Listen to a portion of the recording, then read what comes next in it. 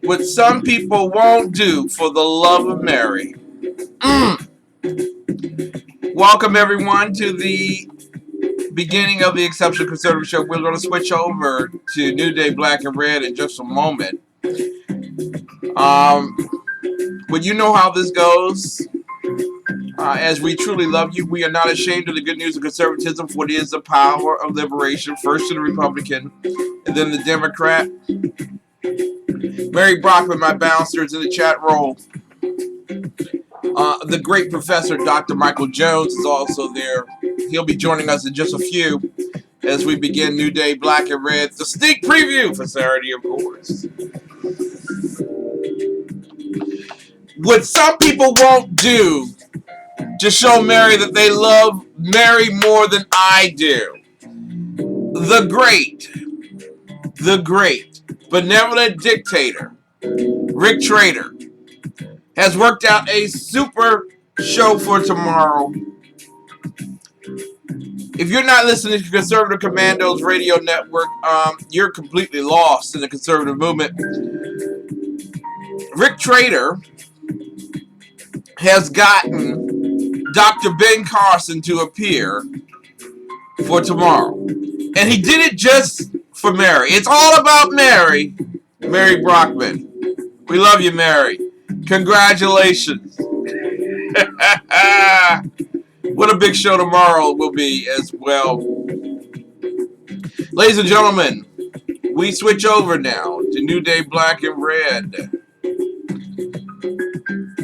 It is a show geared to provide both a biblical as well as a constitutional viewpoint on current issues and thoughts of the day. Listen, we are so pleased to have you here listening live on Saturday afternoons at 5 p.m. Eastern Time on 1360 AM WNJC Radio Network, the superstation of Philadelphia, PA. Yes, it can be heard in the Commonwealth of Pennsylvania. It can also be heard in the lovely, lovely state of New Jersey, and as well the state of Delaware, and around the world, in fact, on the Conservative Commandos Radio Network, where you can hear us on SHR Media. Also, rebooting Liberty and High Plains Talk Radio. So you're not missing anything if you tune in. And there's somebody K98 live. You can hear us all over the world, I tell you. So we really do thank you so much for being here tonight. I mean, well, it's afternoon, night. Yeah, it's 5 o'clock on Saturday. I know the professor's ready for me, but is the ready for me for the professor? No, just kidding. Mary Brockman's let me know that. Want to do this real quick as we do every time that we do. We want to get him into our chat as quickly as we can. This service is provided by freeconferencecall.com. You are the only participant in the conference. Okay, he is not there just yet. Tell the professor he's got to read his email.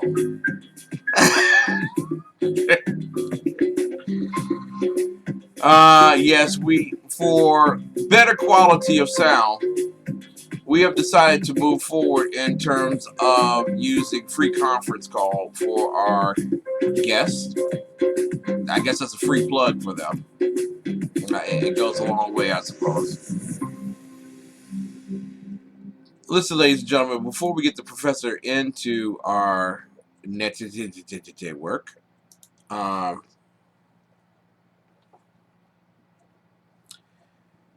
we just got lost on live stream there, so I apologize for any encumbrance, any inconvenience. Apparently there is a problem with the PC.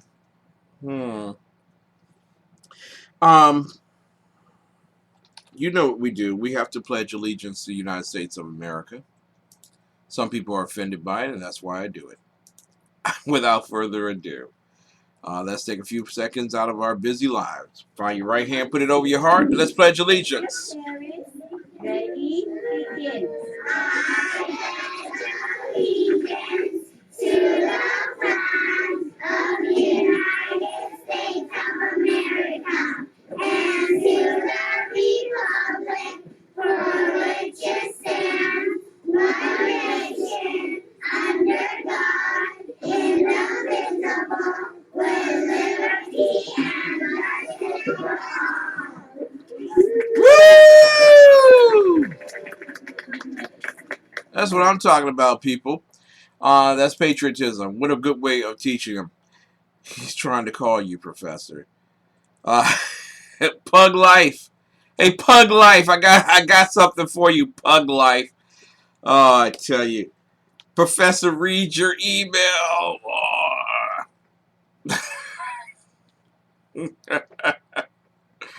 Dave Milner's in our chat roll as well. And you can find Dave Milner's Bites. They are awesome. Awesome to listen to. And in fact, what we're going to do is, for the time being, because the professor has not read his email, so we need to work the code to get him into our system. And while we're doing that, what I like to do is present a small clip by a very good friend of ours, the Underground Professor, who, forgive me, the Unpleasant Blind Guy, who is literally just a genius when it comes to everything.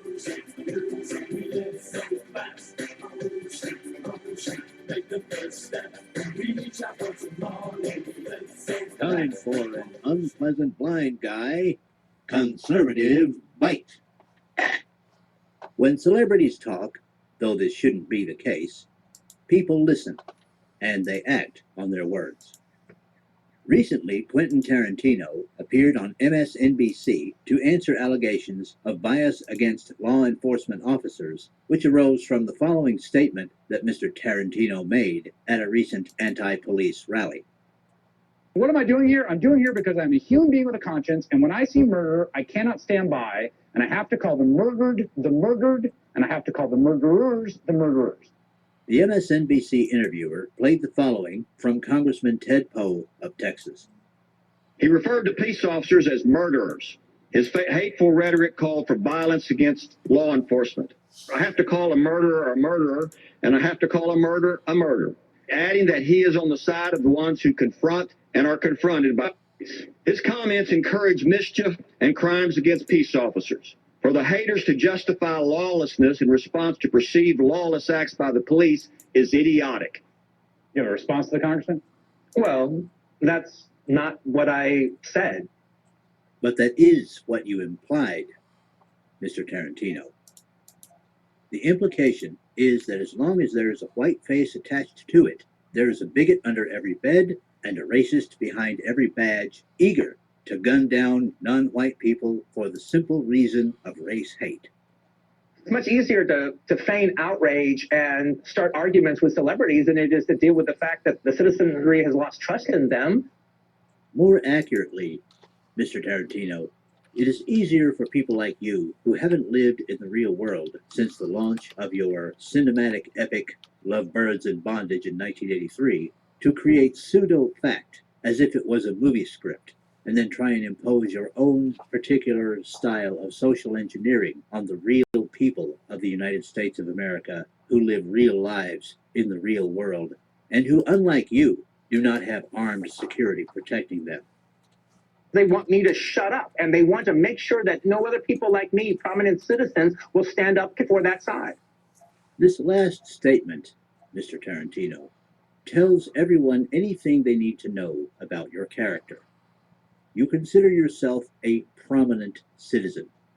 Well, Being one who is not unsympathetic and understanding that you haven't lived like the rest of us since Ronald Reagan was in the White House and Donna Summer was working hard for the money, allow me to correct you. This is the United States of America. We are all prominent citizens in this country. I will allow that in your Hollywood bubble, and to those unwise enough to listen to celebrities as if they had some sort of special wisdom, you are influential. But every citizen, regardless of background, of the United States of America is a prominent citizen. I know you do not believe this to be the case, but the rest of us do. Your opposition does not want you to shut up.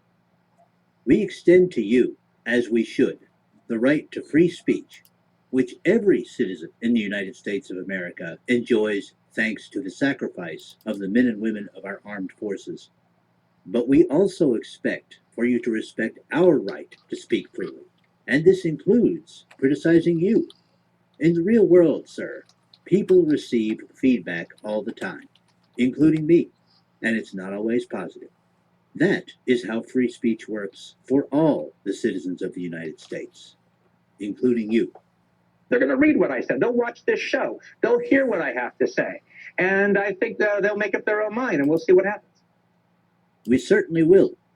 For my part, I will put the whole of Mr. Tarantino's MSNBC interview up at UBG Contact on the Twitter so that I will not be accused of taking remarks out of context. Mr. Tarantino, this may be difficult for you to believe, but it is not hyperbole when I say that all over the United States of America, right now, good law enforcement officers who treat everyone equally go on watch, knowing that people like you have helped to influence some people that it is not only acceptable for them to commit crimes, but it is acceptable for them to resist law enforcement even to the point of deadly force rather than be apprehended for those crimes. Some of those people are armed, some are not armed. Mr. Tarantino, it is the duty of law enforcement officers to protect and to serve.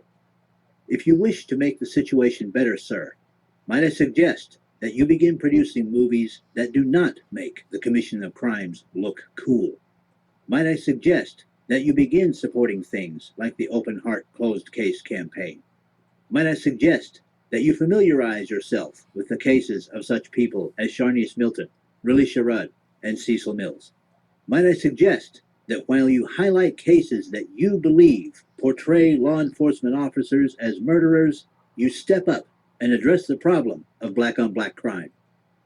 Mr. Tarantino, you can do a lot of good with your influence, and your words can do a lot of harm. But whatever happens, you can rest assured that police protection will always be there, even for people like you, Mr. Tarantino. This has been an unpleasant blind guy conservative fight.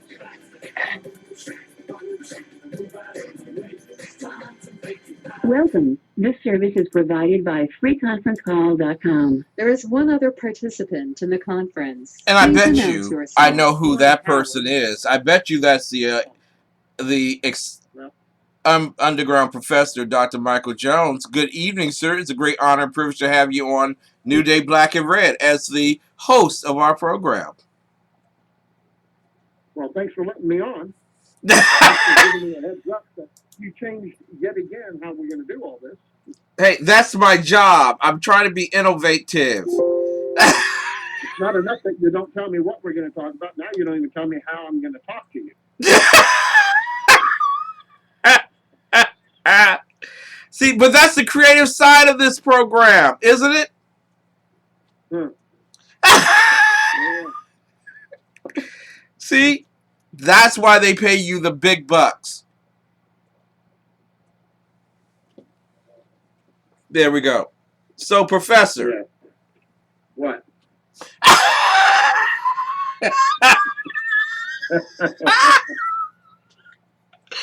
I love Dr. Michael Jones. This is my good friend, Dr. Michael Jones, the unpleasant blind guy. We thank you so much for that side information. Great audio. And as well, want to thank Mary Brockman, whom we all love. But apparently, the benevolent dictator, Rick Trader, loves Mary more than I do. He scheduled Dr. Ben Carson for an appearance on Friday's Conservative Commandos radio network. This Friday, that's Friday the 19th. So if you have an opportunity to go back and listen to it, you can do so. Certainly points in the Rick Trader column. I am not necessarily a fan. But it's so good to have him on. And for tonight. Wait, Carson was already on? Well, Carson will be already on by the time the great people of the Commonwealth of Pennsylvania, Delaware, New Jersey, and around the world hear this. Yeah. Oh, I forgot. This is Saturday afternoon. This is this is Saturday afternoon. With all this screwing around with the phone things, I forgot we magically moved the Mason-Dixon line, and we were in Saturday. When you talk to Mr. Carson, ask one question for me. Okay. And that is, why won't he look Ted Cruz in the eye whenever the Carson Gate thing comes up? When Trump or somebody else says that Cruz lied about what happened. Because I don't think Cruz lied about what happened, and I think Carson has become a big pawn in all this, and I'd like to know why he's allowing it to continue. That's a good question. I think it's a wonderful question because you're asking it, of course.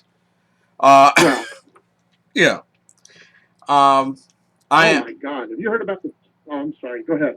No. I just think it's. I just found out I heard a 10-year-old scored a 570 on the math portion of the SAT. 10-year-old. Oh my goodness. Wow. And she's Katie Lemon's her name. And she's going to go to college when she turns 14. I was in college, taking college classes when I was an 8th grader. But man, these kids today, 570 on the math. Wow. That is. So anyway, I'm sorry. That just kind of blew my mind. Go ahead and talk about the brilliant question that the professor was. And of course, I'll go ahead and state it. The Tsarina thinks I'm wrong, and no matter how much facts I stick out there, she still will stick with it. So ask him this. I'm gonna ask him that. So that we can put this to rest, because I don't think Cruz lied about it. I think it went exactly as it was explained, and everything that I can check and look up and research supports that. And I'm pissed off at the whole thing. I mean, the Cruz camp should never have done it. Yeah, of course. I'm a little annoyed at the concept, and then the shame letter that Cruz did. So I'm pissed off at Cruz. It's not like I'm running around going, vote Cruz, vote Cruz. Yeah. But I think Carson allowed himself to be a pawn in all this, and he is allowing Cruz to be painted for something by Trump that he's not. And he's not standing up against it. But I want to say this real quick. To cover all bases, Rubio did the same thing. Exactly. Rubio did the exact same thing that Cruz did. And it might have been because of their Cuban heritage, but they got the same signal and they acted the same way. They did it. Right. But the only guy getting blamed is Cruz.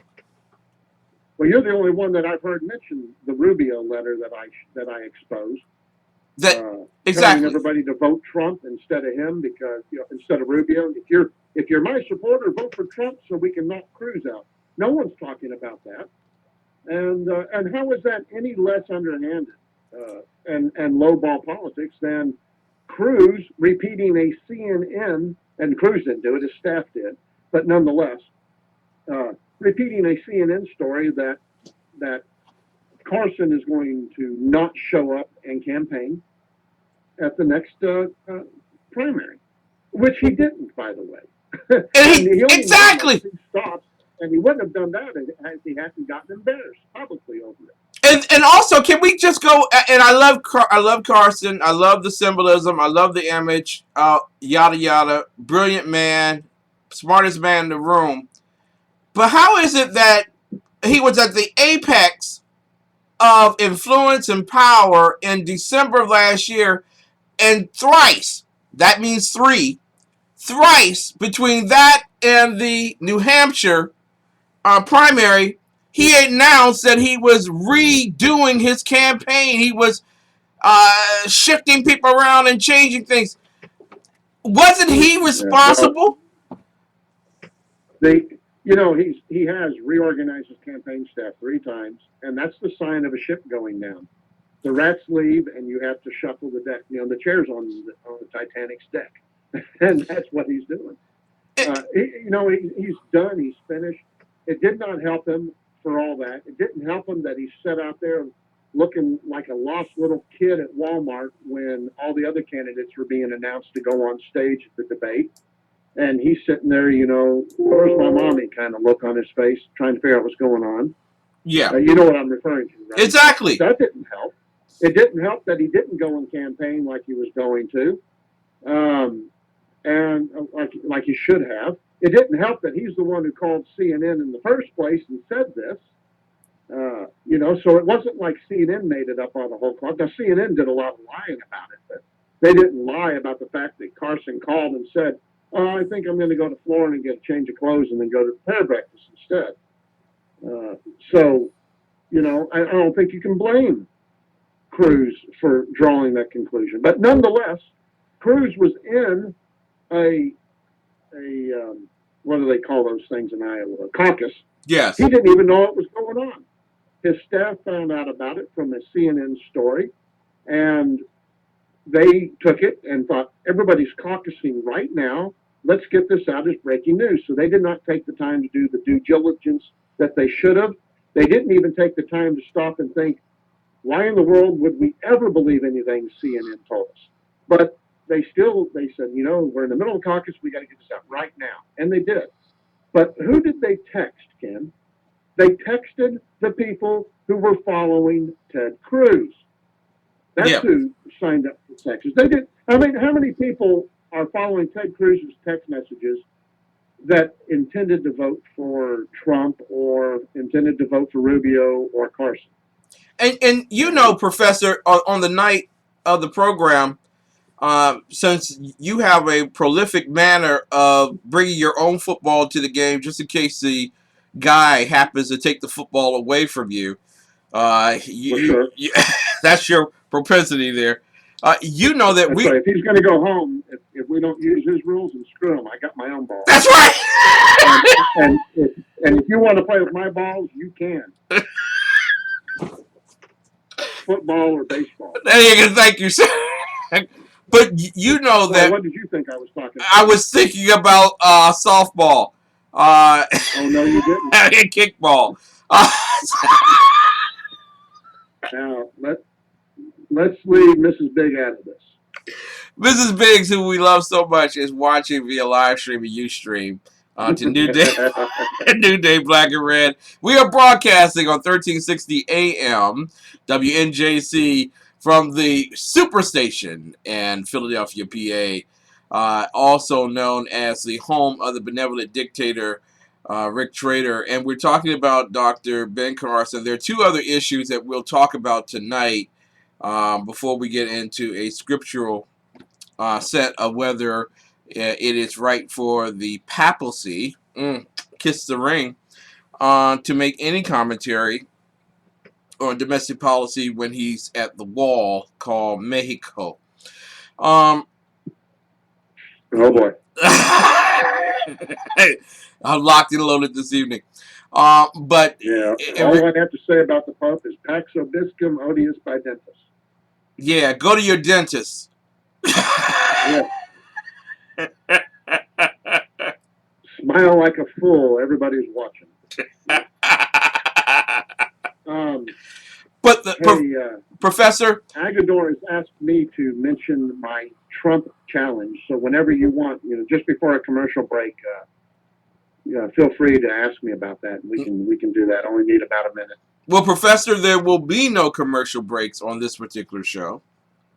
Oh my God! I just think my heart fluttered. I think I'm having a heart attack. Yes, there will be no commercial breaks. We will be going straight through on New Day Black and Red. And it's a great honor to have the professor with me on 2 hours out of the night after he's already put in his time and a half on his own program, the Underground Professor Show. That you can see, Even you. The unpleasant professor guy. It's Dave Milner on the mod. I am so sorry. Well, the sad thing is I do it too. Oh man, Professor, we have watched the Carson campaign implode, and we have watched him become a victim in the eyes of the RNC and amongst his fellow candidates. And yet he still polls well ahead of Jeb Bush. Listen, on my last show, I had more people calling for Mandy Sue to run for president than support Jeb Bush. So, and I would not doubt that my blind pug would be a better president. I believe you. I really do. And this is what I would really like to happen in South Carolina. Would you stop, the four of you who plan on voting for Jeb Bush, calling the news stations and making it seem like more of you are voting for Jeb Bush? Please stop. Don't do that anymore. It's incredibly obnoxious. So don't let friends vote Jeb. Certainly don't. It is no longer the in thing to do. It really isn't. And remember, it's not Jeb Bush. It's just Jeb. It's Jeb. Because the B in Jeb stands for Bush. It's John Ellis Bush, and they call him Jeb because of that. Yes. John Ellis Bush. Wow. Ellis Bush. J-E-B. Yeah. Wow. Someone sent me this little GIF, you know, and it's got the J-E-B with the exclamation point logo that he uses. Yes. And then at some point, the exclamation point kind of falls flat over and, deflates. It's so funny. But he showed a sign of desperation in South Carolina that we haven't seen since New Hampshire. He brought his brother on the camp and his mommy. He brought his brother and his mommy.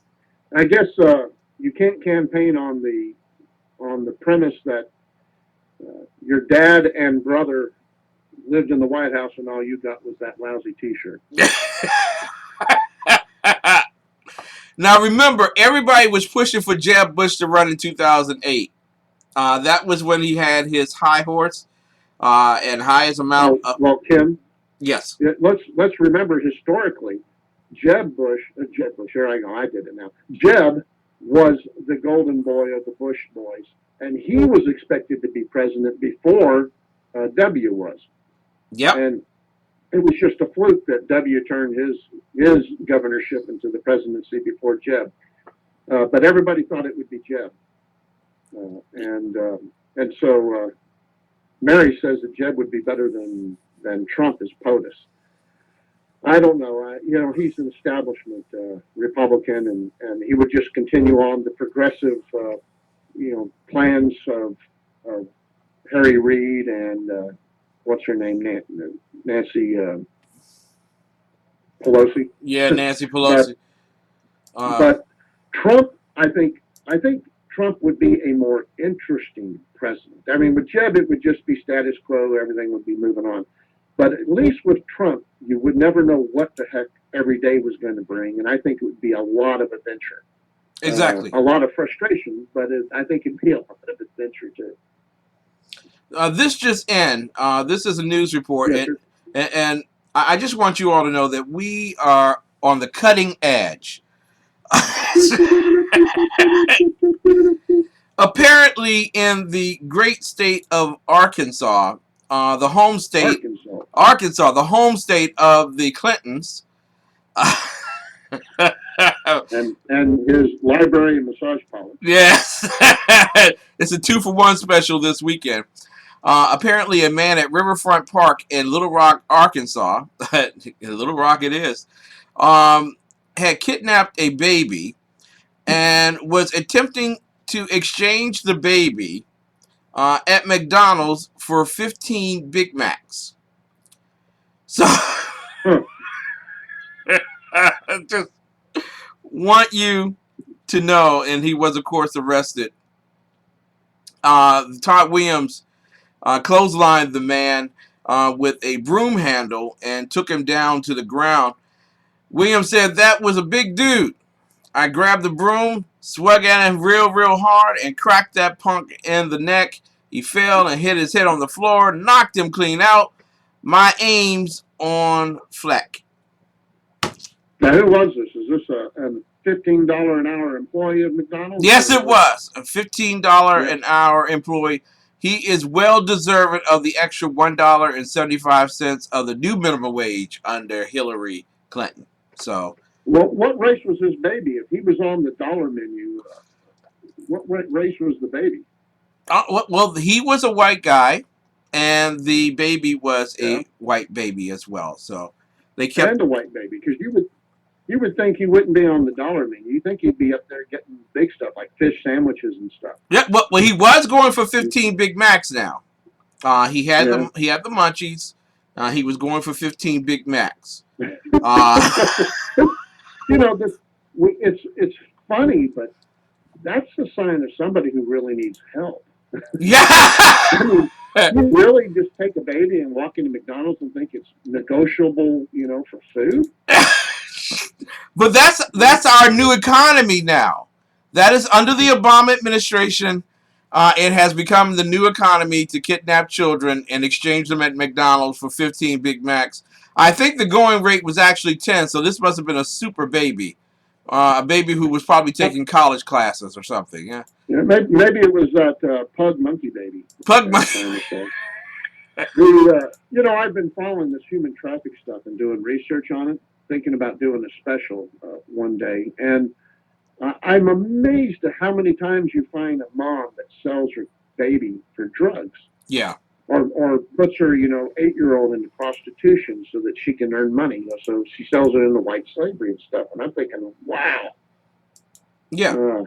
It's unbelievable. It's like, it is actually one of the things that we're fighting against here in the District of Columbia, which is becoming a corporate entity for the human trafficking parade around America.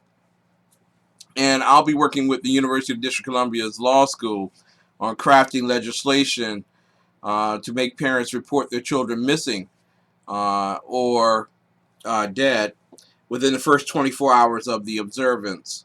There would be a criminal offense accordingly if they don't. So, I agree with you wholeheartedly. What's happening with our children in America, especially with the individuals who should care the most for them, who are stridently providing the least of support for them, is just immense, completely immense. I think the punishment should be that we get to smack him in the head. Hey, well, he's big enough. He was a big dude. I had 2 daughters. If I didn't know where they were for more than 10 minutes, I would call out the National Guard. Yeah. I went freaky. I lost my kid once at a store. I was sitting there, and she was holding on to my pants leg, and we were looking at stuff, and the next thing I know, she's not there anymore, but I could still feel her hand on my pants leg. I look down, she's gone. I'm like, oh, my God. And so I go up and down the aisle, calmly. I walk up and down, and I can't find her. So then I start running around. I can't find her. Then I go and get somebody to announce on the speaker, to help me look for her and stuff. And it turns out she was 3 feet from where I was originally. She had crawled into this big canister of balls and was sitting inside the balls. Wow. But I went freaky over 30 seconds of not seeing her. It's like, I can't imagine a parent that would sit on their butt for a day and wait for their kid to show up. I think that's indicative of other problems and yeah. Well, a parent that should be having custody of their kids. Exactly. Well, he did have the munchies, so apparently he was on drugs, and apparently recognized the fact that you could make the exchange. Apparently that had been done before at that McDonald's. No, I'm just kidding. Now, every time I kidnap babies, I go to Saltgrass. much better exchange rate at Saltgrass than you do at McDonald's. It's certainly it's slightly better than Wendy's. It is, most definitely. Yeah. You're listening And of to... course, what you're referring to is the Relisha Rudd law, right? That is correct. We are working on the Relisha Rudd law for the District of Columbia. We hope to have it crafted by the beginning of March and put it before the City Council, demand it before the City Council, and hopefully within this particular budget year, hopefully before the end of June, they would have passed the legislation and the Relisha Rudd Act would have taken hold in the District of Columbia, which would require the DC police to do a better job of updating the files online at real time of individuals, children who are missing in the area. I mean, being able to put photographs up and addresses, height, weight, and things of that particular nature. The earlier you do it, the better off you are. In fact, it's been shown statistically, most children, about 80% of them, are killed in the first 3 hours if they're missing. So the reporting time is crucial to finding a child, locating a child, recovering a child. It is very difficult to find a child after 3 to 4 hours of the child missing.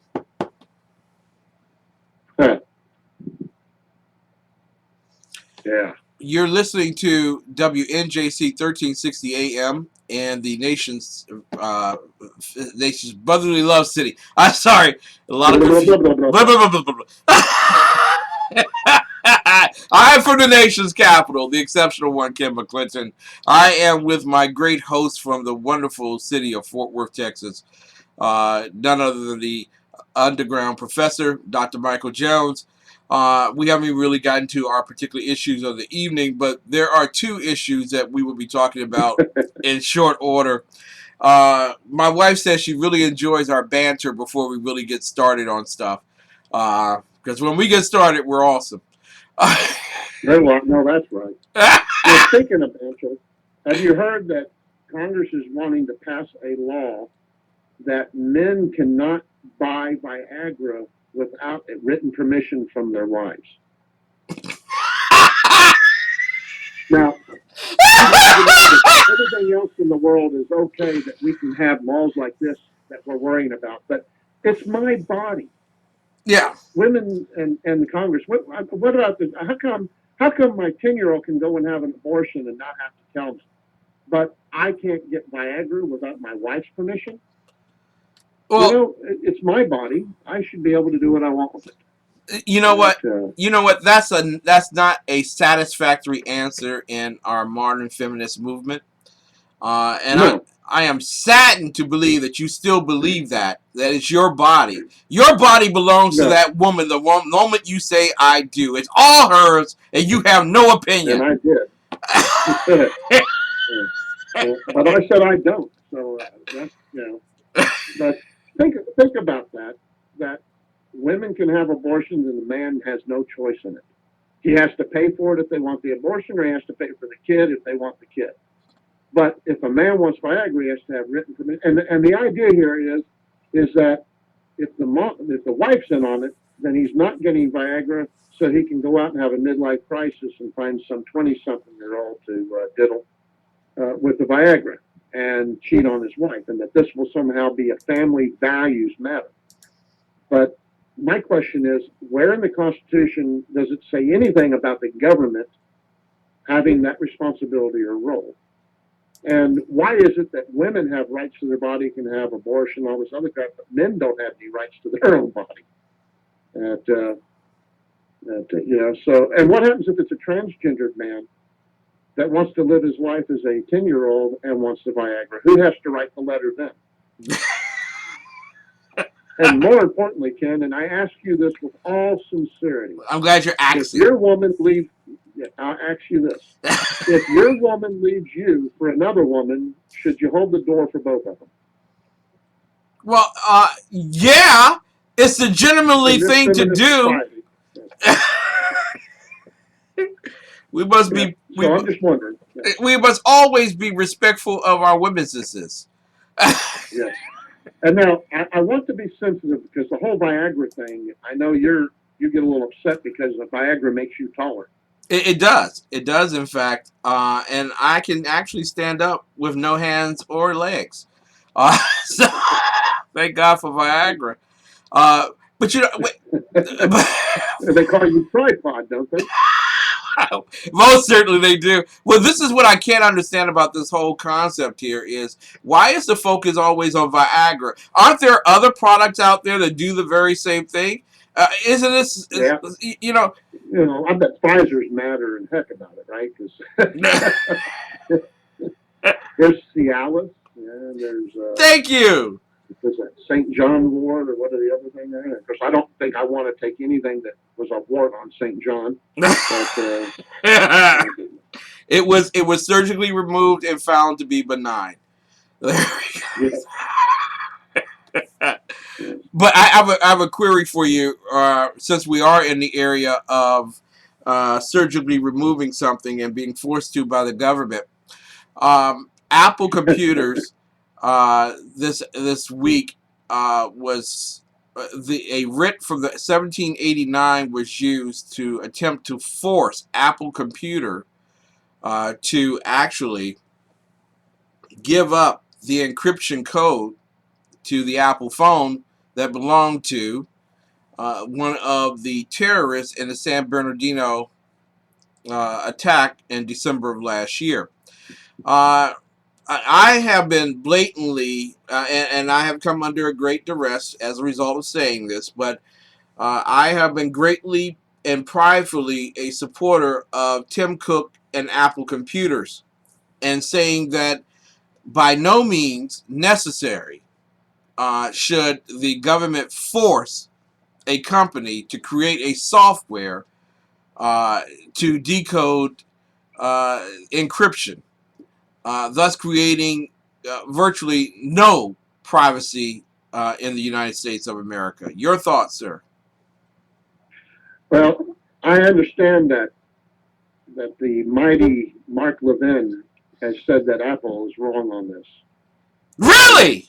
For many people, yeah, then many people would say that, well, that's all they need to know about it. But I'm going to tell you this. If they had gone to Apple with the phone and said, "Can you open this for us?" and then, you know, had a court order, a subpoena or whatever they needed for that, very specifically, I would be okay with it. But what they wanted was a program so that they could put it into a Cray computer, one of the mega computers they have over there at the NSA. And what it would do is run thousands and thousands of code permutations Yes. to unlock the cell phone, right? And the cell phone on Apple's is after 4 mistries, it locks you out for like an hour.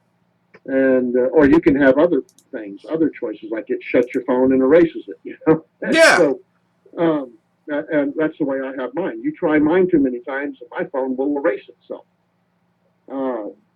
And that's not because I got anything secret on it, just it's no one else's damn business. I got all my banking and crap on there, and I don't want anybody to get to it. But so this isn't a case for one phone under subpoena under a very narrow decision, as Mark Levin explained. This is a program that they'll be able to crack any cell phone. And then they'll be able to get in there and they'll be able to GPS you, they'll be able to follow all your stuff. And something that a lot of non-Apple phone people don't know is that, like, all of my emails are God, I can't think of the word now. Encrypted. Yes. So, like when I email my daughter, they're encrypted, and when I talk to her, point to point, both phones are encrypted, so no one can follow our conversations, no one can listen to them, not even one side, because you know they're both ends are encrypted if it's an Apple to Apple, and this is something that's frustrating law enforcement because Big Brother can't crack in there and just look at anything it wants to. And I'm trying to find a place in the Constitution where it says they even have that authority or right. We don't have national police. And, you know, if they are foreigners, then they don't fall under the Constitution. And but that doesn't mean that Apple has to capitulate in this. And I'm glad to see Twitter and Facebook have joined Apple in supporting them on this. Exactly. Because this is a huge, huge deal. If they can do this, then no one's phones will be safe from scrutiny. And most of us don't live our lives where we have anything that the government would care about. But, you know, you think that. But then all of a sudden you send a text message to a friend that you're going to go to the shooting gallery. And the next thing you know, you're in a database with the government. And now they know that you have guns and that you attend X shooting galleries. And they can follow and monitor every aspect of your life. And, you know, oh, well, the government wouldn't do that, right, Ken? But, I mean, look, they were snooping on journalists, American journalists. Remember that? Yes. And the IRS. Look what they did to conservatives. You know, they were picking them out and trying to destroy them.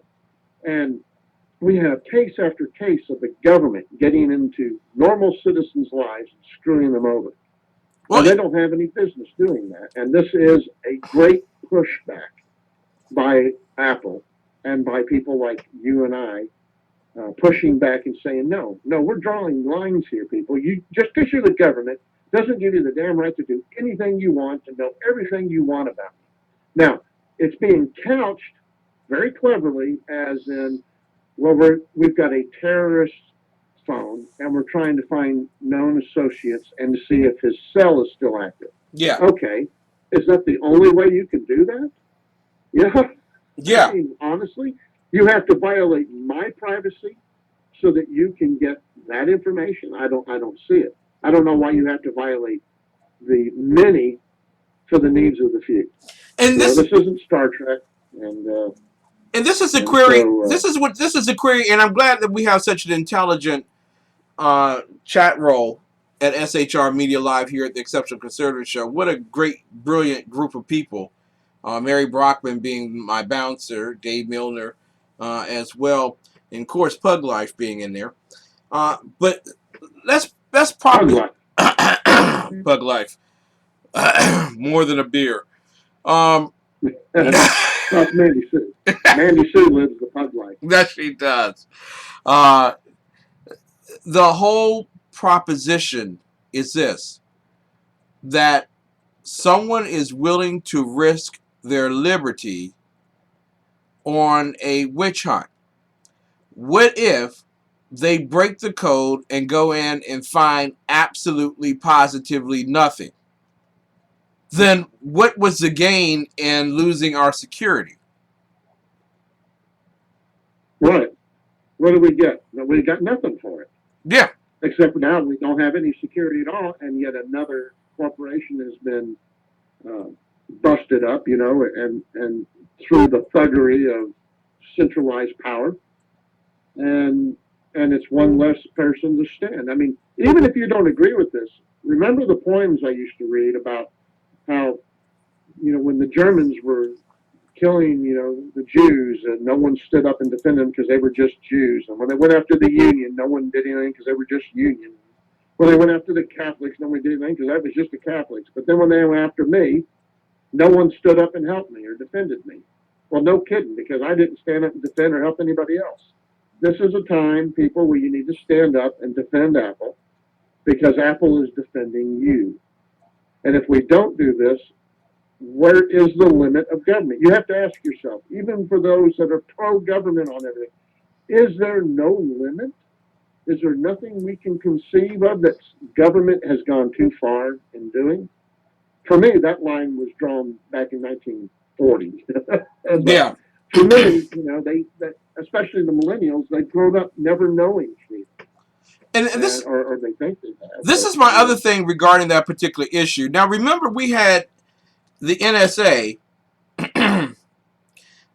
who says that they have stopped so many terrorist attacks by intercepting metadata from overseas.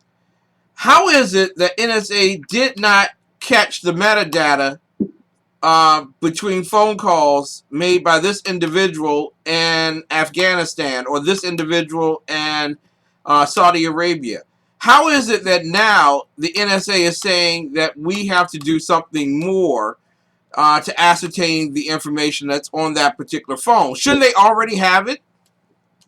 Well, let me tell you, Ken, what is going on is they are, you know, I made a comment about the VA the other day that they are prioritizing this and they're prioritizing that. Everything's becoming a priority at the VA.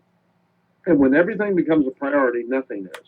Yeah. Right? Because if everything is we got to do this now, then nothing gets done. Well, it's the same with what's going on with our intelligence collections in this country. All of the different agencies are collecting too much electronic data. And so all this metadata, there's just tons and tons of it to be sifted by. We don't have enough supercomputers to do it. And so it takes time, and then things get past it, or they ignore stuff, or they don't understand it. And this is because we're monitoring everybody. Now, if they were only monitoring phone calls that were going to other countries, then or coming in from other countries, then that would be a lot less data than monitoring every phone call you and I are making, like this one right here. And they are. And they've got, Echelon and other programs that monitor all the words, and they look for things like threats against the president, bombs, terrorist activity, and other buzzwords and code words that will send it from electronic monitoring to a human being to pay attention to it. And then after human beings looked at it and said, okay, well, this is just, that idiot professor talking about bombs, not a threat, then it gets dismissed. But it takes time, it takes money, and it takes away from other things. And so we have way too many things being monitored to the point where now the serious stuff can't be monitored. It's just an overflow. And the Patriot Act I was just about to say that. Ag popped it in there too. The Patriot Act, remember all the promises we were given, and McCain, no one's ever, been violated by the law. Crap. Mm-hmm. Then we find out, that they're doing this to journalists, and they're doing this to us, and every phone call, every text message, every email we've ever sent is sitting in some computer at the government. No, Apple, don't give them the code ever. Exactly. And if they figure it out, change it. I also want to talk with you real quick because we're talking with the professor, Dr. Michael Jones, underground professor that he is. And I'm the exceptional one, Ken McClinton, and this is New Day Black and Red, part of an extended program that gives a biblical as well as a constitutional viewpoint of the issues of the day. We're talking about Apple being forced, or at least by appeal, that may be dropped, but being told by a judge that they will have to create software to break the encryption code on their phone so that the FBI might actually do a search of the seized property. And there goes our liberty. But I want to go to Article 4 of the U.S. Constitution for a moment, since you're the constitutional genius, and I'm just a sidekick that brings you the coffee. Yeah, hopefully you like it. That's why I like it black. Well, that's what we can serve a whole lot of. According to Article 4, citizens at one state are entitled to the privileges and protections of other states. Any criminal fleeing one state is required to return to the criminal. The final clause of Section 2 deals with the return of the runaway slave, of course, and everything. But there is a section in there called Section 4. And in Section 4 of Article 4, it says that each state is guaranteed a Republican form of government. That is, each state is guaranteed elected officials. Each state will be protected against invasion from foreign powers or from another state. And so I want to ask you in this regard, is the federal government acting as its own state in this particular scenario and attempting to force itself upon the will of the individual corporation? We're trying to do that, like a dog sneaking into the bed to sleep with you. Yes. But they're not. They're not a state. Thank you. Now, did you say Article 2, Section 4? Article 4, Section 2. Oh, okay. Yeah. Okay. Article 4, Section 2, because I was thinking that is not what. Yeah, exactly. What that means.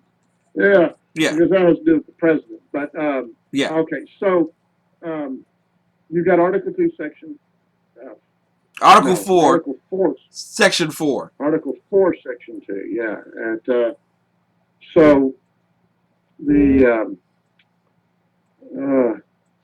But it also goes up. now I got so confused. Yeah, see now it is this that Section 2 is basically this out of Article 4 is that the citizens of the states, at the time, the 13 states. Now, they were states because at the Paris Convention, not convention, a treaty, when we had the treaty at Versailles, with King George, Yes. one of the things they did was they made King George recognize each colony to be an independent state, like Germany and England and France. And so they were each sovereign and each their own country. Mm-hmm. And so at the treaty, King George had to recognize all 13 colonies as being states, like the state of England, the state of Germany, and whatnot. This really rankled George, let me tell you. It pissed him off. But he did it. And so now when people say, well, America's so confusing calling, them states, when they're not, it's America's a state. Well, yes and no, because what we wanted was when we did our Constitution 10 years later, was that we wanted to be recognized that every state was sovereign. And so it's the state, the 57 states of America that are sovereign. The United States is simply a central government to do those things that the states in continuity need done. Okay? Yep. And so the state, like Texas or New York or Philadelphia, Delaware, Rhode Island, those states, their citizens are entitled to all the privileges and immunities that all citizens of all the states have. Mm-hmm. And if you're charged with treason or felony or a different level of crime, a misdemeanor or something, and you flee, then we have extradition among the states. There's not going to be, well, because we had these problems, where like you would flee a crime in Texas and go to Kansas, and then they wouldn't give you up because they were pissed off at Texas. So Yeah. we said, well, no, that's not going to be it. You have to do the extradition paperwork, but it's going to happen.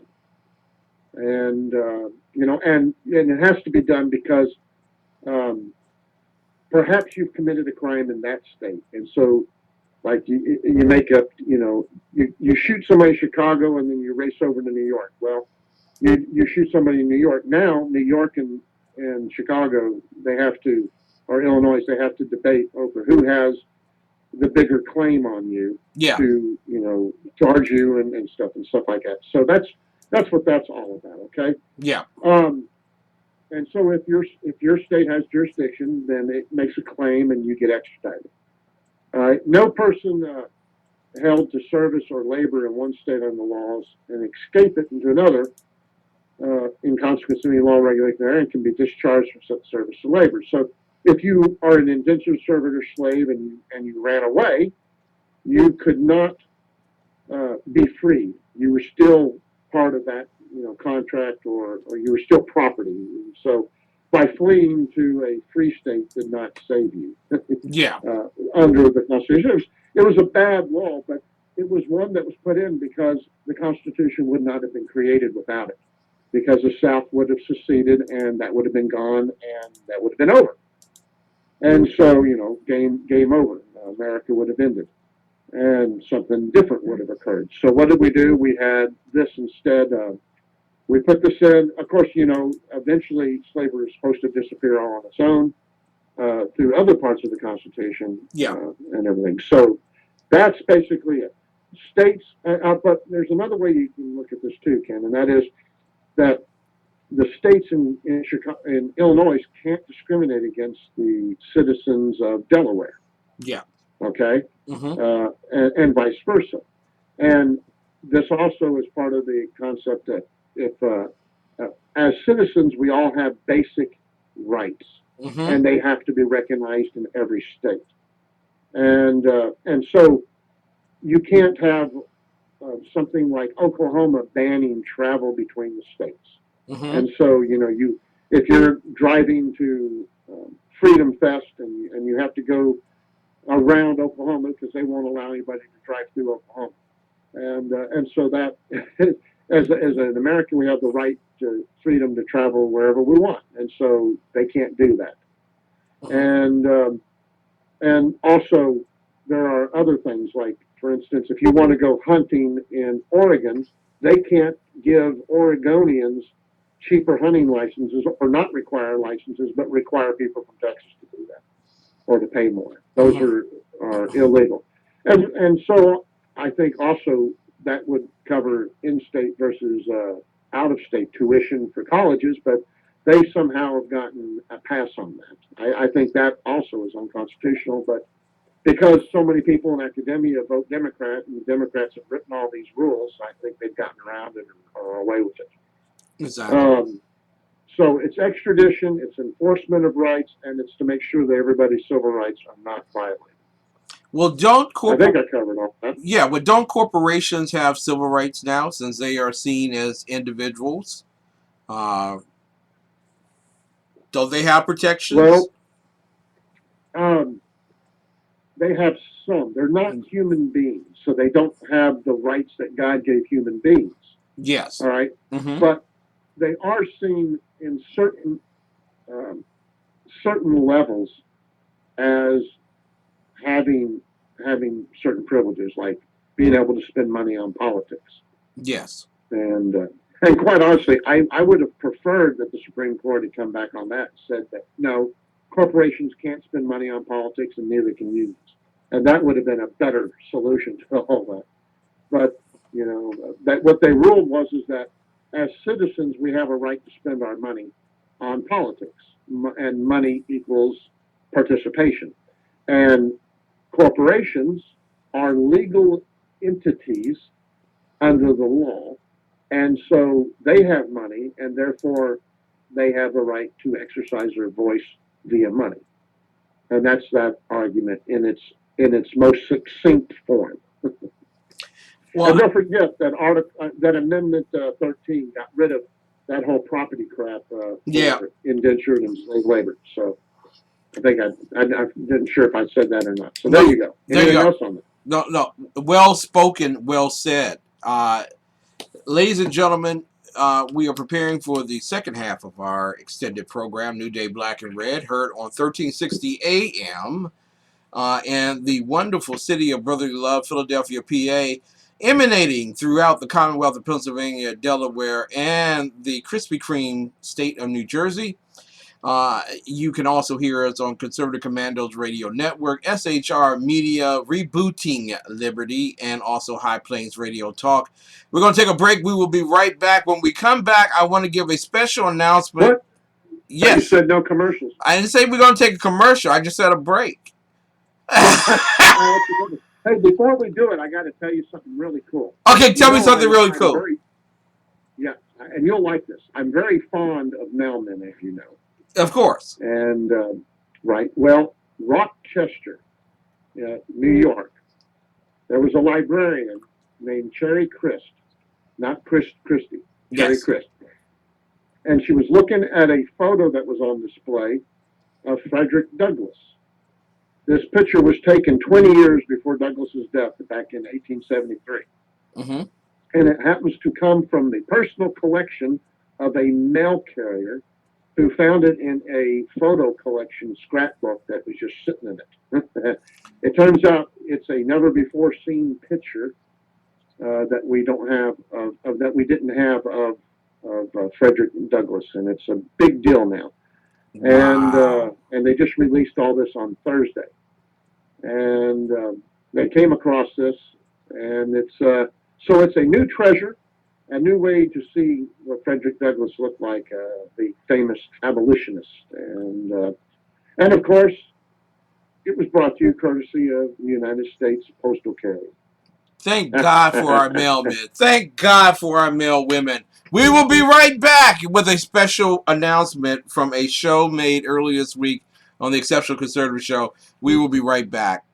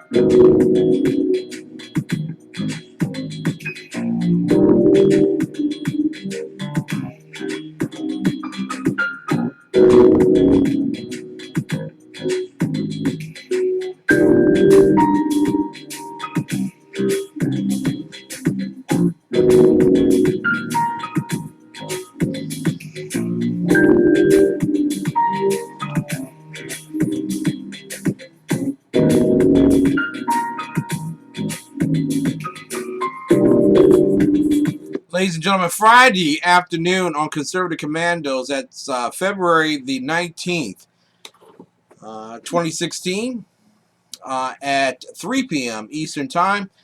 We will be talking with none other than Dr. Ben Carson, who's running for the presidency of the United States of America. Dr. Ben Carson on tomorrow, or at least Friday. Trying to keep all the dates together. Friday the 19th. Allegedly. As you are listening to New Day Live on Saturday, the 20th, which means that you can go back a day on Conservative Commandos Radio Network and listen. So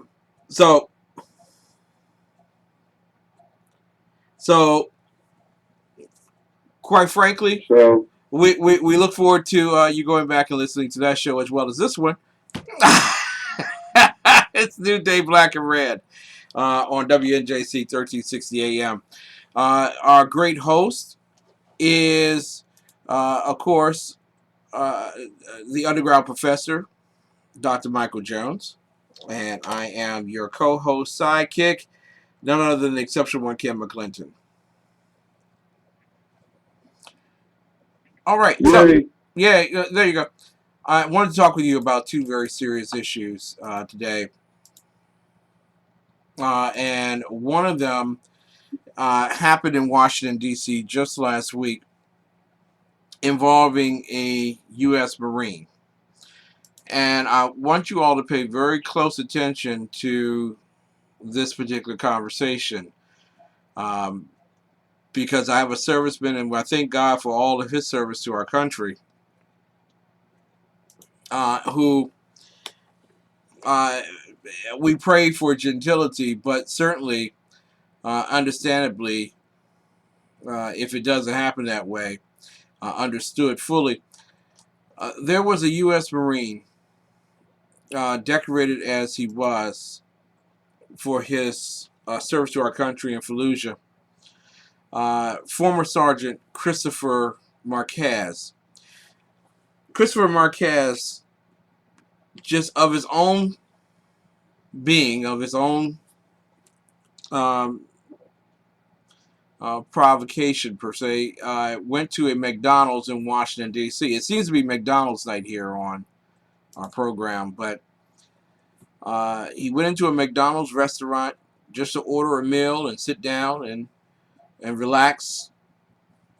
And he was accosted by a group of young men, and I believe a woman as well, who asked him, uh, what do you think? Do Black Lives Matter? Now, he's sitting there, he's merely minding his business, and they're constantly making racial slurs towards him. They are making him feel very uncomfortable with conversation about Black Lives Matter. He finishes his meal, he gets up, and as he's walking out the door, one of the young men in a white t-shirt jumps up and hits him in the back of the head, knocking him unconscious. During the time period that he was unconscious, the individuals began to assault him and take his possessions, which included a wallet filled with not only hundreds of dollars, but as well his military ID and all other credit card and other information. Now, the police report of the February 12th incident does not ascribe a motive to Marquez's attackers, which I think is condemnable. In the brief narrative of the events, police wrote that the suspects began to argue with Marquez and called him a racist. The police report quotes Marquez as responding by saying, "I am not even talking to you, and that's your opinion." What an argument. Police released surveillance footage on Thursday showing 3 people they want to speak with in connection with the attack: a black male wearing a white tank top, a black female, and a third person whose gender cannot be determined from the surveillance video. Marquez condemned anyone who is trying to exploit the violence against him to attack others. He said, "The people who attacked me were racist, obviously," he told Marine Corps Times. It would serve their purpose if they created more racism out of this, more chaos, because that's what they want. While Marquez is critical of the Black Lives Matter movement, he is also urging people to stop using social media to make social racial slurs and unfounded accusations against African Americans. That's just increasing people's anger on these matters, Marquez says. Marquez was awarded the Bronze Star with V device for refusing to leave his team leader while under intense fire in Fallujah, Iraq in November 2004. He was eventually able to drag his mortally wounded team leader to a position of relative safety. Later, Marquez helped carry him, then First Sergeant Bradley Casal, out of Fallujah's infamous Hell House. A bloody Casal had his arm draped over Marquez's neck, M9 pistol firmly in hand. Want to go to you now, sir, Professor. Has Black Lives Matter become the official Allahu Akbar for domestic terrorism in America?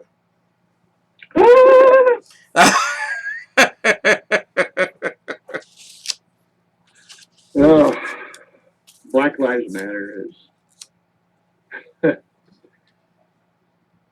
it's just another organization allowing people to get together to steal or take things from other people. Yeah.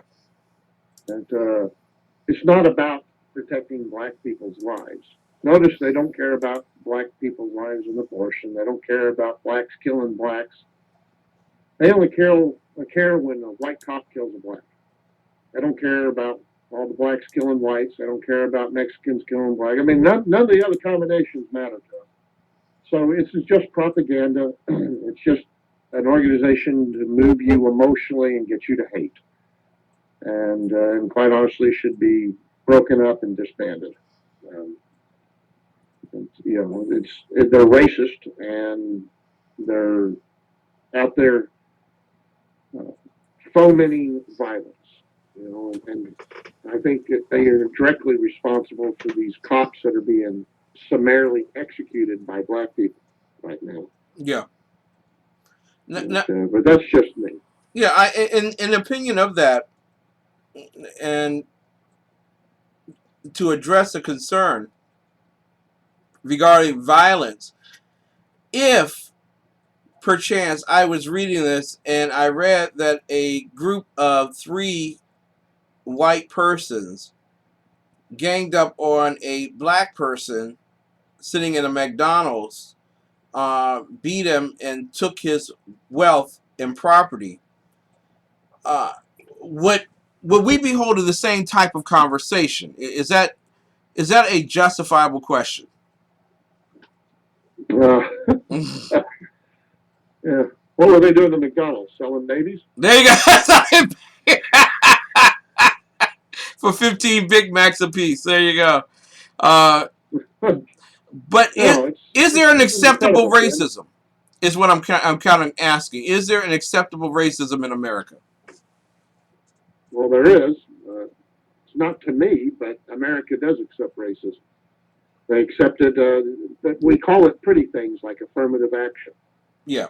You know, and so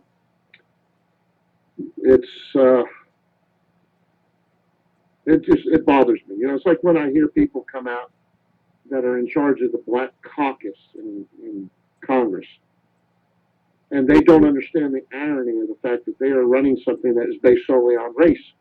So, you know, how are they any better than the people they condemn? Yeah.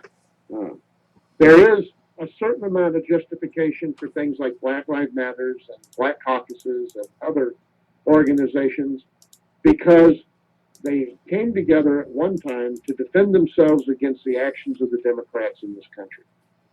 And they had to protect themselves because they weren't being treated like human beings. They weren't given the rights of citizens in America. And so they came together to defend and protect themselves, which is what the Black Panthers and Black Caucus and all these other organizations, and there's 1,000 of them out there.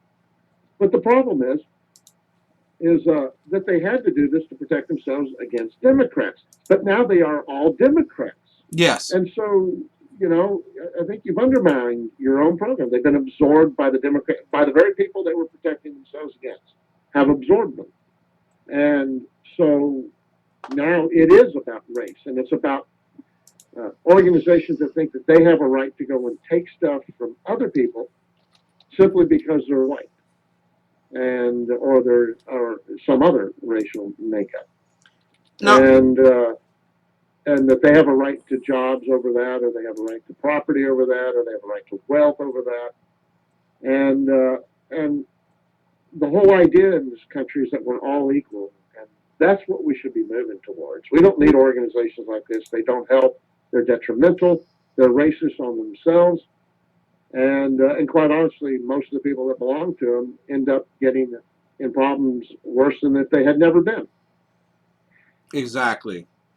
I want to interject here, Professor, and make a comment regarding a show that I did earlier this week on the Exceptional Conservative Show, one that has gained some notoriety. It was entitled "The Black Panthers Never Killed a White Person?" ? And Yeah, right. yeah, right. That got you in some trouble with me. Yeah, yes, it did. Yes, it did. Because I was listening to the show and immediately I stopped listening, called you up and said, "What did I do to offend you?"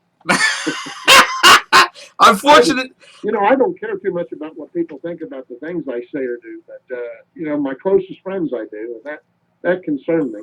Yeah, and unfortunately, I used Dr. Michael Jones's name instead of Dr. Michael Hughes, who was. Well, we look alike. Yeah, I know. Sure. Too close. It you just really is. Tell us apart because I'm taller. Yeah, exactly. But I get confused sometimes. So close.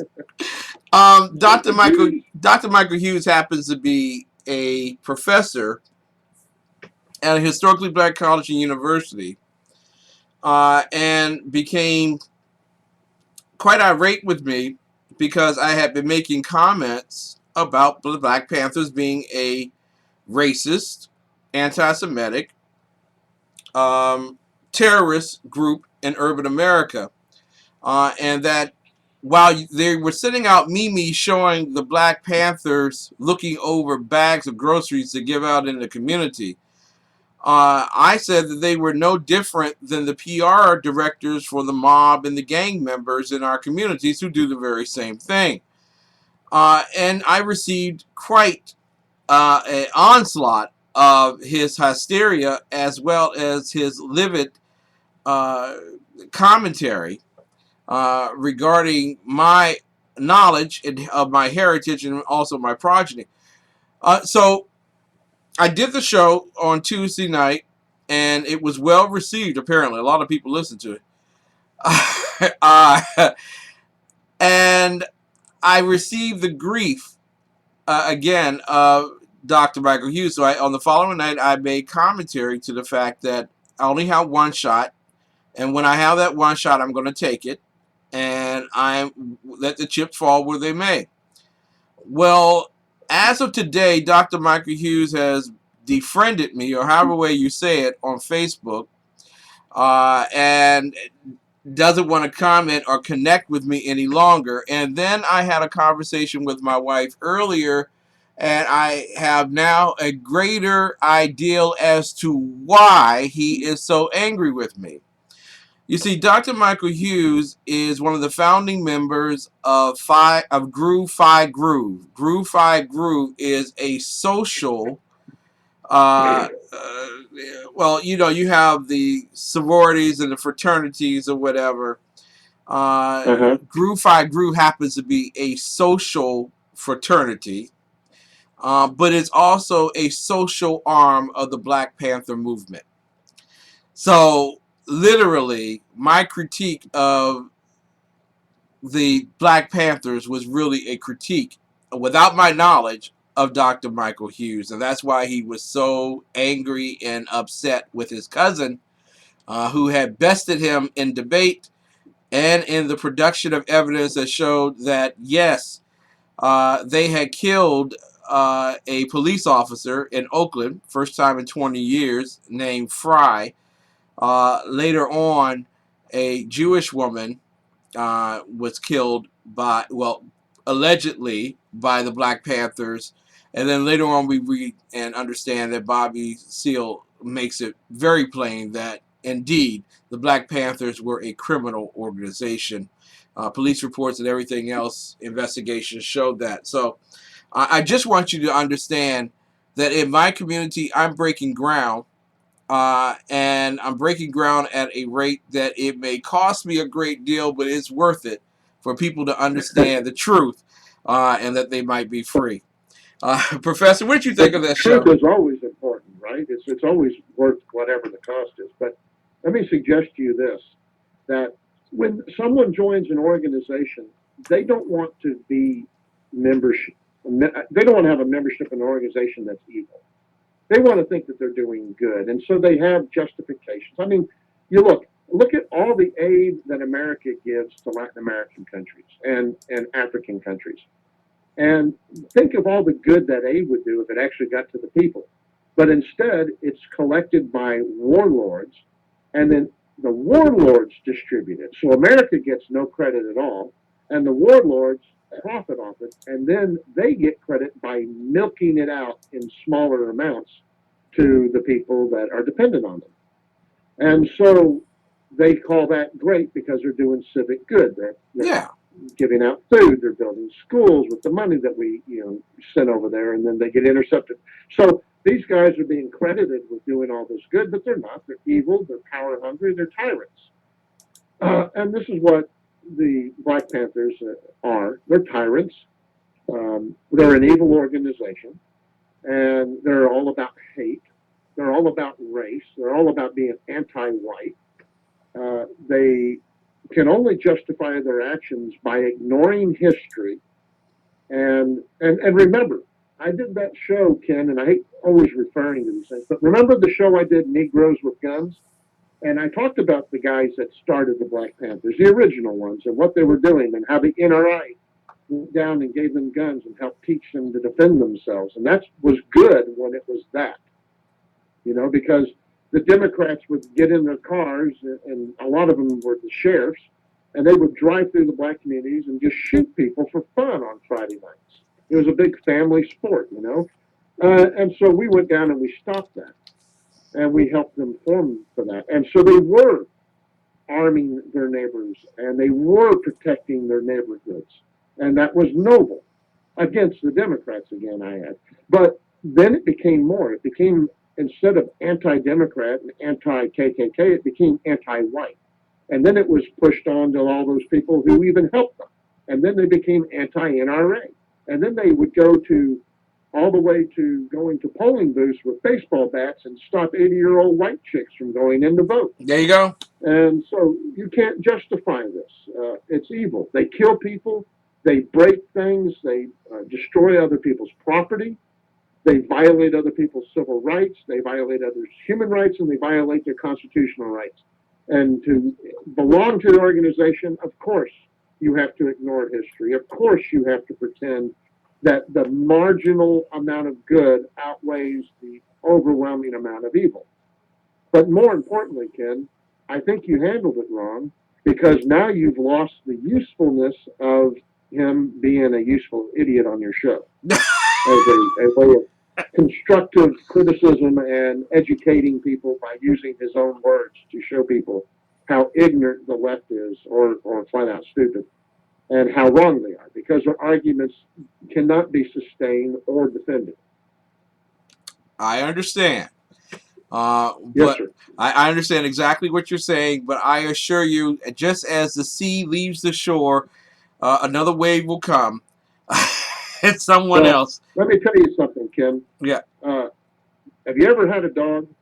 Yes. Okay. You know what they do? They throw up, and then a little bit later they'll come back and eat it, right? So you don't have to clean it up. If you just leave it alone, they'll come clean it up for you. Yeah. I think it was Plato or Socrates that said one thing for certain is that a dog will return to his vomit. So your cousin will return to his vomit. Trust me. He'll come back.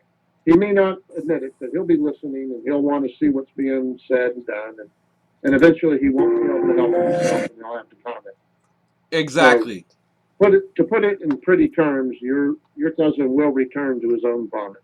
He will. Thank you. And thank you for calling the Exceptional Conservative Show vomit. No, I meant his. Now that I see it, I get the connection. That's why I get top billing. The coffee, tea, or milk, sir. We're listening to the underground professor, Dr. Michael Jones, his sidekick on this New Day Black and Red show, the exceptional one, Ken McClinton. I want to play this clip real quick for us. The Pope. Real quick. The real quote. The Pope on Donald Trump. During a news conference at the Mexican border Thursday, Pope Francis said that Donald Trump is not Christian because the Republican presidential candidate wants to build a border wall. E poi una persona che pensa soltanto in fare muri, sia dove sia, e non fare ponti, non è cristiano. At a rally in South Carolina, Donald Trump fired back at the Pope's remarks with a prepared statement. The Pope is being told that Donald Trump is not a nice person, okay? Donald Trump is a very nice person, and I am a very nice person. And I'm a very good Christian, because the Pope said something to the effect that maybe Donald Trump isn't Christian, okay? And he's questioning my faith. I was very surprised to see it, but I am a Christian. I'm proud of it. Okay. For a religious leader to question a person's faith is disgraceful. I'm proud to be a Christian, and as president, I will not allow Christianity to be consistently attacked and weakened, unlike what is happening now with our current president. Okay? Believe me. No leader, very important, and this has just been given out to the press 2 seconds ago, no leader, especially a religious leader, should have the right to question another man's religion or faith, especially when they feed all sorts of false information into them. They're using the Pope as a pawn, and they should be ashamed of themselves. That's the Mexican government. They should be ashamed of themselves for doing so, especially when so many lives are involved and when illegal immigration is so rampant and so dangerous and so bad for the United States. Okay? Period. That's it. Period. What do you think about the Pope questioning Mr. Trump's faith? Share and comment below. So, Professor, what do you think about the Pope? I don't know if he specifically talked about Trump. Pope is in, I'm sorry, go ahead. I don't know. There's a slight echo here. Yeah, okay, I'm sorry about that. Let me turn things down somewhat. Yeah, there we go. Okay. Bingo, there we go. Okay. Go right ahead, sir. All right. For one thing, we know the Pope is infallible because Pope Pius VI or something declared it. So if the Pope says that Trump is a bad Christian, then he is. It's infallible. No, I mean, can you honestly imagine this? The Pope is a communist. And so he's running around wanting to steal people's wealth and stuff, and he thinks that it's wrong that America has its own borders. And, you know, I kind of did a riff on this earlier about the fact that the Pope lives behind the walls of the Vatican, and he hasn't torn them down. So that means the Pope's not Christian. The Pope's sitting on billions of dollars of wealth underneath the Vatican, and he hasn't dispersed it to all the poor of the world, so he's a hypocrite there too, and not a good Christian. And I'm also wondering why he didn't call Cruz and Carson out, because both of them have said we should have a wall. And so that tells me that this is something else. That this is about not about the wall, but this is about a perception that Trump is against Mexicans. Yeah. Of course, Cruz and Carson have also said that they wanted to build a wall. And I don't think the Pope actually mentioned Trump by name. But is this also the opportunity Trump has looked for to be placed on a national stage? He's being criticized by the Pope. Yeah, well, there's no such thing as bad publicity when you're running for president, right? Yeah.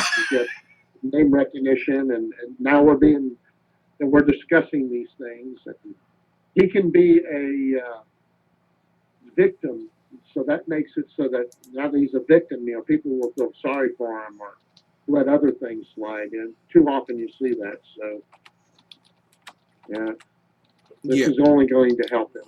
And he did say something I agree with, that when the Muslims start knocking down the gates of the Vatican walls, he's going to wish Donald Trump was president. Rubio, you know, I think he's got a point there. You got a very good point there. And speaking on the Vatican walls, doesn't that make the Pope not Christian, since the Vatican is surrounded by a huge wall? Oh, yeah, it definitely is. And I didn't see him on his trip to Mexico take any of the poor back with him to the Vatican and let them live inside Vatican City. So, you know, it just annoys me when the elite of the world come out and get involved in things like this. And how dare he get into the middle of one of our political campaigns? This isn't even about who's being president. This is just about being a candidate for it. And he got involved in this level. And, you know, the foreigners, I'm sorry I'm going to annoy all the Catholics, but they should just shut up and go away. It's none of their business. This is about America's business. And I don't care what other countries say or feel or think about it. You know, I'm not over there telling them who to pick for leader, and or you know, and they're all picking socialists and communists, and then sticking their hands out for America to feed them or protect them. Exactly. Ladies and gentlemen, I want to say to you tonight that it's always a great honor and privilege to come before you, as often as we do, to talk to you about Christianity, to talk about conservatism, to talk about capitalism and constitutionalism. And this is show. And the banter. And what? And the banter. And to banter, which we do for a good early portion of our program.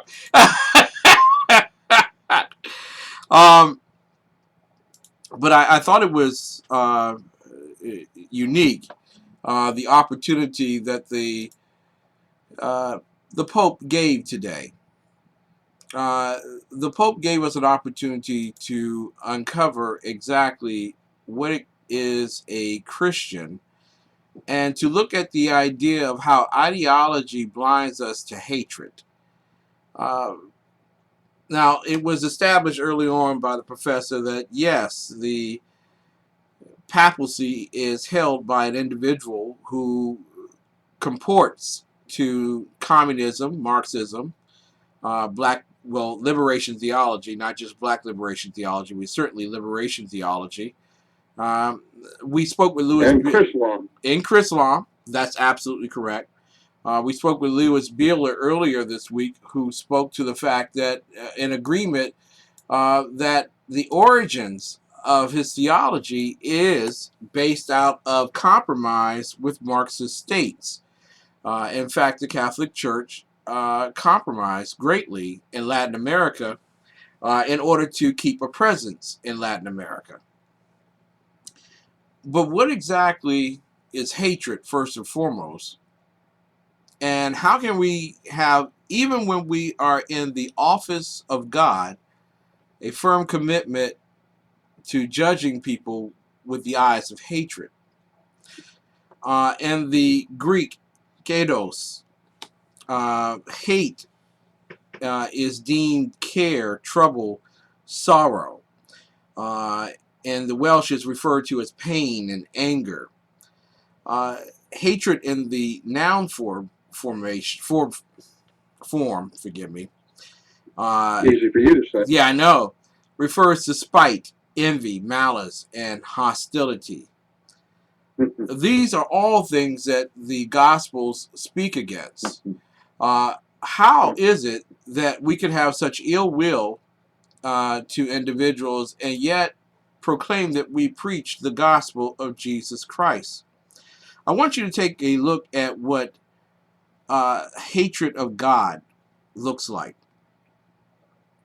In Psalms chapter 5, verse 5, and you know that we use the Blue Letter Bible whenever we do our studies. In the King James Version, it reads, "The foolish shall not stand in thy sight. They hateth all workers of iniquity." Thou hatest all workers of iniquity. Also, God speaks, "Thou lovest righteousness and hatest wickedness. Therefore God, thy God, hath anointed thee with the oil of gladness above thy fellows."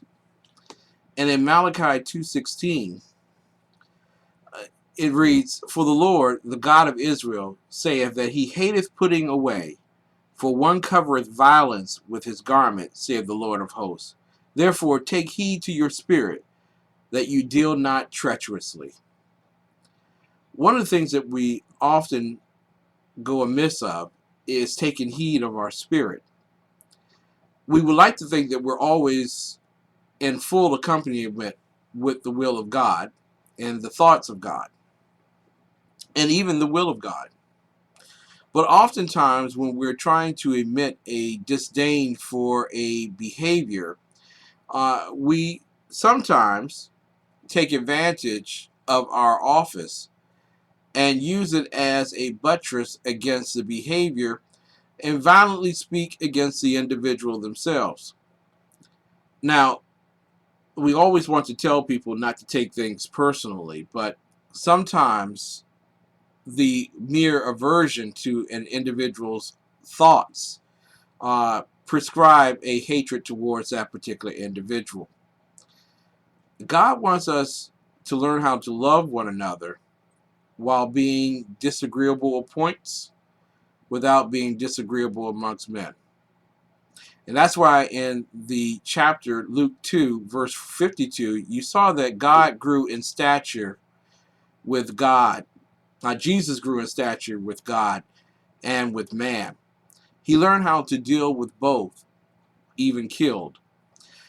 I want you to take a look at some scriptures in which there is a sense of envy. Cain and Abel being one of those. And it is written in Genesis 4, verses 4 through 8. And Abel he also brought of the firstlings of his flock and of the fat thereof. And the Lord had respect unto Abel and to his offering. But unto Cain and to his offering he had not respect. And Cain was very wroth, and his countenance fell. And we can see in that particular 5th verse that his displeasure with God's judgment became very illuminating and very obvious to those who were around him. But God, who knew the hate in the man's heart, still spoke to him in order to attempt for him not to be covered with the hatred. And he said, and the Lord said unto Cain, why art thou wroth? And why is thy countenance fallen? If thou doest well, and why is thy countenance fallen? If thou doest well, shalt thou not be accepted? And if thou doest not well, sin lieth at the door. There's always an opportunity for us to be malicious and malevolent when we don't check our attitudes. Well, unfortunately, in this particular case, Cain didn't check his attitude. God says, and unto thee shall be his desire, and thou shalt rule over him. And Cain talked with Abel his brother. And it came to pass, when they were in the field, that Cain rose up against Abel his brother and slew him. Mind you, I'm not saying that the Pope slew Donald Trump or Carson or Cruz this particular day, but certainly questioning a man's Christianity, whoa, that's pretty big. So you have to ask yourself, what exactly is a Christian in today's speech? How do you know you are a Christian? Should we leave it up to the Pope to make a decision for us? Should we leave it up to men to define us by the fabric of Christianity? I would probably tell you not to do that. First and foremost, the only way to determine if a man is truly a Christian is in his personal relationship with Jesus Christ. You can't do it by your heart. You can't do it by any other means probable. It is simply that men have accepted personally Jesus Christ as their Lord and Savior. In John 3:16, we are given the scripture by which men know Christ Jesus for themselves. And it is written, for God so loved the world that he gave his only begotten Son, that whosoever believeth in him should not perish, but have everlasting life. The 17th verse is just as important as that 16th, but often overlooked. The 17th verse works this way. It says, for God sent not his Son into the world to condemn the world, but that the world through him might be saved. There was a time in which there was darkness in the land. A darkness that came when Adam had forsaken his responsibility as a priest and king in the Garden of Eden. And trust me, it's not Eve's fault that he fell. Many of us have taken a foot of that particular victim theology and prescribed it to such a level that it is intrinsic in the hearts of men to blame others for their personal actions. The truth of the matter is, it was Adam's responsibility to teach and to lead his wife away from evil and sin. In that particular garden, he did not take the opportunity to separate his wife from the individual who was attempting to separate them from God. And when given the opportunity to forsake his relationship with his wife, that he might hold on to a better relationship with God, he chose his wife over God. Now, I know when that's said in church, many women get really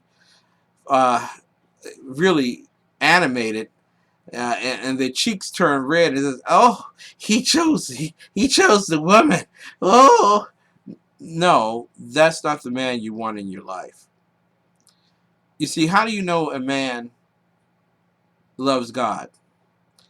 A man loves God so much that he will forsake all others and follow him. He will deny himself, pick up his cross, and follow him. It's not romantic that a man chooses you over God. In fact, it's sacrilegious and hostile to God. What is truly romantic is when a man submits not just eros, but complete and total admiration and love to the living God. So much so that he will be willing to protect you from all evil. Not to condemn you, but to lift you up and send you about your way. When we look at the scriptures again, and we think on what a Christian is, we can go back to 1 Peter 4, and we can take a look at 12 on. He says in 1 Peter, "Beloved, think it not strange concerning the fiery trial which is to try you, as though some stranger thing happened unto you." We're all going to go through trial. We will all go through suffering. We will all be challenged. How you react in that relationship with the living God, knowing that the Holy Spirit is within you, tells us exactly your relationship with him. You see, bearing fruit is very important. 1 Peter 4:13. In the trial, this is what it says, "But rejoice inasmuch as ye are partakers of Christ's sufferings, that when his glory shall be revealed, ye may be glad also with exceeding joy." Now, being a martyr in the center of the Roman setting, the Roman Colosseum, with lions about you, soldiers about you, and others trained to kill you, that's not much of a comfort there about partaking of Christ's sufferings. But the greater joy of it all is knowing that in the midst of the sufferings that we face today, and we have not even been challenged with the blood, that we have an opportunity to reveal the glory of God in overcoming every obstacle that comes our way. 1 Peter 4:14. If you be reproached for the name of Christ, happy are ye. For the Spirit of glory and of God resteth upon you. On their part, he is evil spoken of, but on your part, he is glorified. 1 Peter 4:15. But let none of you suffer as a murderer, or as a thief, or as an evildoer, or as a busybody in other men's matters. I would recommend that the Pope, while he's on his plane back to the Vatican, take a look at that last phrase, as a busybody in other men's matters. You see, you have your own governing issues that you have to deal with at the Vatican. You're still cleaning up some spilt milk, sir. And while there's a wall around you, it is very difficult for me to accept the fact that you critique men who wish to build walls to protect their own borders, their own nation. I would suggest you not be a busybody in the affairs of other men. But 1 Peter 4:16. Yet if any man suffer as a Christian, let him not be ashamed, but let him glorify God on this behalf. 17. For the time is come that judgment must begin at the house of God. And if it first begin at us, what shall the end be of them that obey not the gospel of God? Now you see, I want you to understand something in your knowledge of God. You may question, and others may question, if you are a Christian, but how do we know that you are? We know that you are a Christian if you obey the gospel of God. You see, judgment first to the house means that those who say that they believe publicly, and we normally do that with baptismals, that indicate to the world that publicly we adorn ourselves with the sufferings of Christ, and we accept him as our Lord and Savior. But if we only do that and don't preach the good news of Jesus Christ to the world, not seek to be the fruit bearing on the vineyard, then we aren't really doing all that is required of us as believers. 1 Peter 4:18. And if the righteous scarcely be saved, where shall the ungodly and the sinner appear? Your salvation is so important, although it may be questioned by others, that it will draw all men unto Christ, or at least a few. So, in a sense, if you refuse to be the salvation that God has promised, then where's the hope for those who seek the salvation? 1 Peter 4:19. Wherefore, let them that suffer according to the will of God commit the keeping of their souls to him in well-doing, as unto a faithful Creator. God has been faithful to us, more so than we've ever been to him. That which we deserve is eternal death, and yet, through Christ Jesus, he offers us eternal life. He is a faithful Creator, a God who so loved this world that he gave a people who deserved immense torture, suffering for the sins committed against a Holy One of Israel. He gave us salvation. How do I know that you're saved? Well, that's not for me to judge. But what I will see in the judgment of God in your personal relationship is the fruit that you bear, the promises that you keep, and that you're not, in the face of ridicule, willing to separate yourself from God. The Pope made a very big mistake today, a huge mistake. Pray for him. He needs all the help he can get. And Donald Trump took advantage of a situation today because that's the type of PR person he is. Pray for him. He needs all the help that he can get. But men and women of faith, please do not allow any person in the office of religious counsel to ever question your faith. You see, the only person who has that right is sitting at the right hand of the Father. And I think he knows just a little bit more than the Vatican or the Pope or the Pope Emeritus ever will. Professor, your thoughts, your commentary. I'm awake. Glad you are, sir. Glad you fell through the ice. There you go.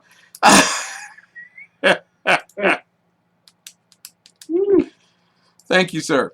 Closing remarks, sir. Closing remarks. Freedom Fest is coming up in July. That's correct. Be there or be square. That's correct. And you know what? We talked today with the Freedom Fest people, and the Trailblazers. We were this weekend. The fourth annual Republican Trailblazers Award that Raynard Jackson puts together annually. No, I've never been invited. You're invited. You're going to Vegas. You're invited. They will be Trailblazers. Exactly. What are we talking about? I actually don't know what we're talking about here. You don't know what we're talking. Oh, well, okay. Well, let me bring you into the knowledge thereof. Explain it to me. I must explain it.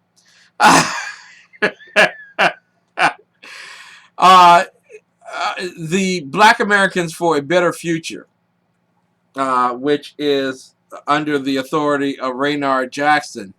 And you can contact Raynard Jackson at 202-251-3424 or Raynard at raynardjackson.com.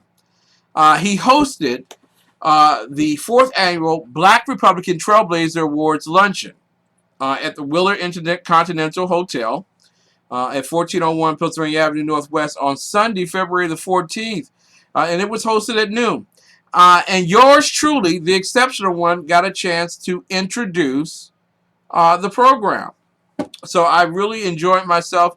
The night before, Bria Marie and as well, Angela Blessed performed. It was a beautiful performance. I really enjoyed it, really loved it. And the Trailblazer awardees for 2016 included former Florida Lieutenant Governor Jennifer Carroll, trailblazing financier Ambassador Harold E. Doley Jr., who actually was the third black person to own a seat on the New York Stock Exchange. James Jimmy Jones, a legendary ABA, NBA basketball player, who was a nominee to the Hall of Fame this year. And coach of the Cowboys. Those were the bad years. Fred McClure, who is the CEO, the Chief Executive Officer of the George H.W. Bush Presidential Library. Allegra McCullough, professor at Webster University Graduate School. And also Robert Woodson Sr., who is the founder and president of the Center for Neighborhood Enterprise.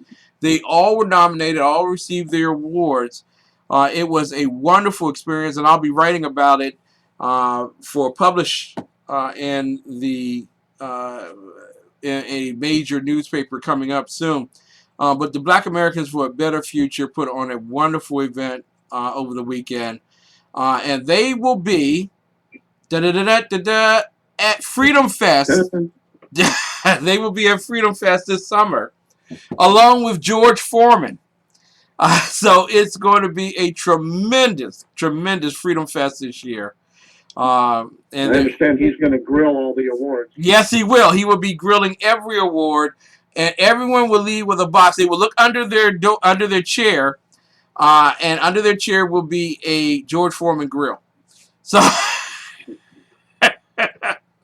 so ladies and gentlemen, Freedom Fest is coming up, and I'm encouraging you right now, go ahead, start planning your trip to Freedom Fest 2016.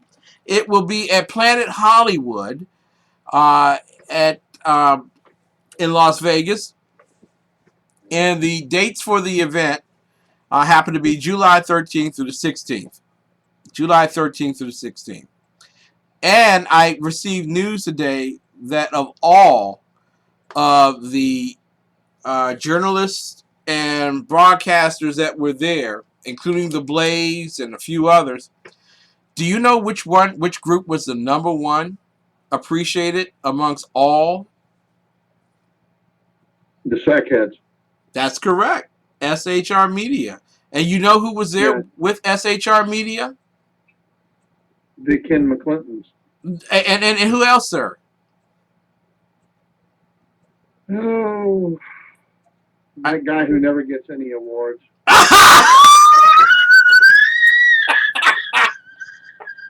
Yes, you were there. The underground professor, Dr. Michael Jones.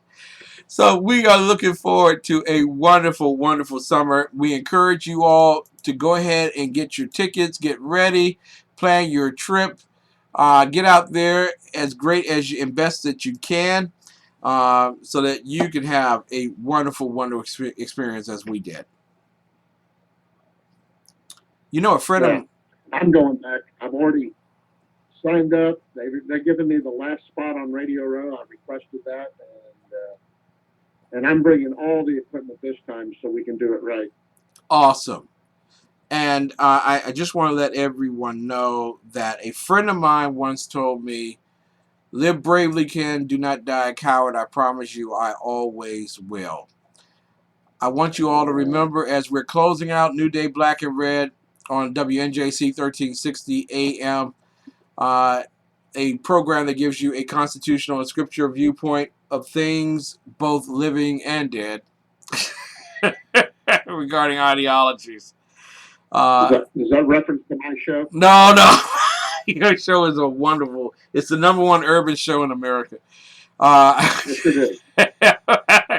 I just want to let you all know that God bless America. It's time now for America to bless God. I want to thank everybody for tuning in tonight. Wishing you the very best, and we will see you next week on the WNJC 1360 AM best show. Hey, Mary was there. Yeah. Mary was at Freedom Fest. Yes, she was. Yes, she was.